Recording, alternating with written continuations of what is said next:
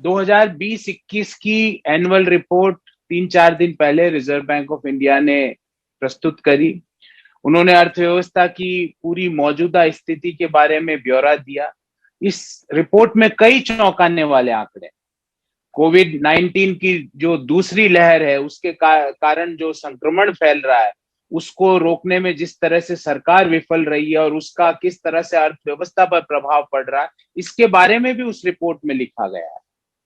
इस रिपोर्ट की माने तो रिजर्व बैंक ऑफ इंडिया का जो कंज्यूमर कॉन्फिडेंस इंडेक्स सर्वे है, जो कि मार्च 2021 के लिए, उसमें आर्थिक स्थिति, आय व मूल्यों की बिगड़ती भावनाओं को भी दर्शाया गया है। पर आज हम विस्तृत रूप से इस रिपोर्ट के सिर्फ एक पक्ष के बारे में मैं बात करूंगा, और वो है बैंकों के फ्रॉड।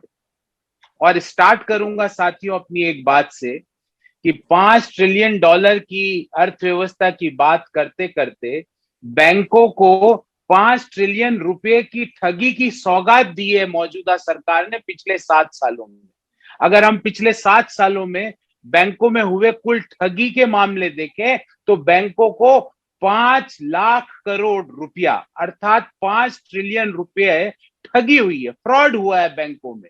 ये मोदी शासन में बैंक ठगों की चांदी पे चांदी हुई जा रही है और इस तरह से बैंकिंग व्यवस्था कमजोर पड़ रही है। वार्षिक रिपोर्ट में अगर हम देखें तो मैं पिछले 7 साल के बैंकों में किस तरह फ्रॉड बढ़े उसका भी आंकड़ा आपके सामने प्रस्तुत कर रहा हूं। ये पूरा आंकड़ा मैंने रिजर्व बैंक की पुरानी रिपोर्टों से निकाला। 2014-15 में टोटल ठगी का जो अमाउंट था बैंकों का वो 19,455 करोड़ रुपया था, जो 2020-21 में बढ़कर हो जाता है 1,38,422 करोड़।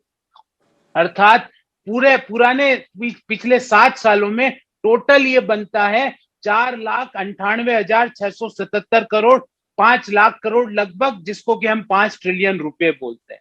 तो $5 ट्रिलियन की अर्थव्यवस्था से $5 ट्रिलियन की ठगी पर आके हम